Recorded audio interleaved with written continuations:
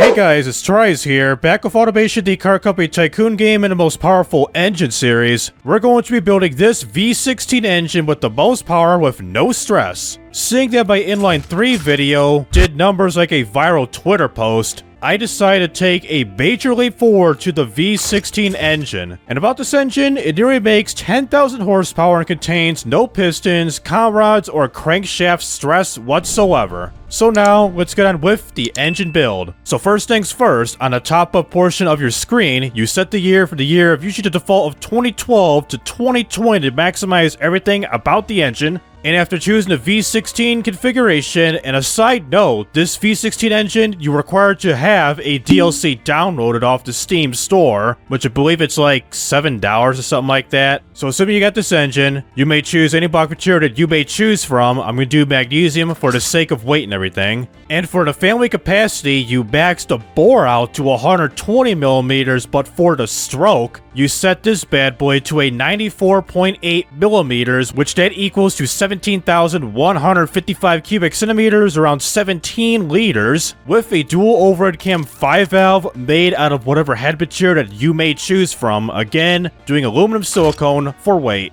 And with this quality slider, as you see right here, you max this bad boy out to a plus 15 for everything. No matter it's for the engine block right here, the turbocharger, bottom, top end, all that good stuff. For the balance shaft, you are required to have a harmonic damper built into this to prevent the crankshaft from exploding. And speaking of the crankshaft, and the conrods and the pistons, the strongest ones as possible. So a billet steel crankshaft, lightweight titanium conrods, and regular forged pistons. For the compression, just like my recent builds of the open beta version of this game, set this bad boy to a 15.0 to 1 ratio at an extreme level. The cam profile set this to a 94, almost at a full-blown racing setting. And lastly, for the springs and lifters, put 10 clicks up to a 60. And of course, VVT at all cams. For the turbocharger, it's going to be a quad turbo setup with a smart boost system. And a real shocker for the intercooler, you set this to 0 horsepower, so no intercooler whatsoever. And for the aspiration setup details, it should automatically select this for you of a variable geometric ball bearing setup, with the compressor right here set to 120 millimeters. The turbine maxed this out to 118 millimeters. The compressor trim level set all the way up to 100, and the maximum boost set to a 31.9 psi. For the fuel system, it's just like my recent builds, but with a twist. So we're going to be using a direct injection throttle cylinder setup with a performance high intake running on the recently implemented DevMet fuel of this beta version of the game, with the fuel mixture set all the way up to a 10.0. The ADATA timing also maxes out to 100, and the RPM was set to an 8400 RPM right on the mark as I clicked.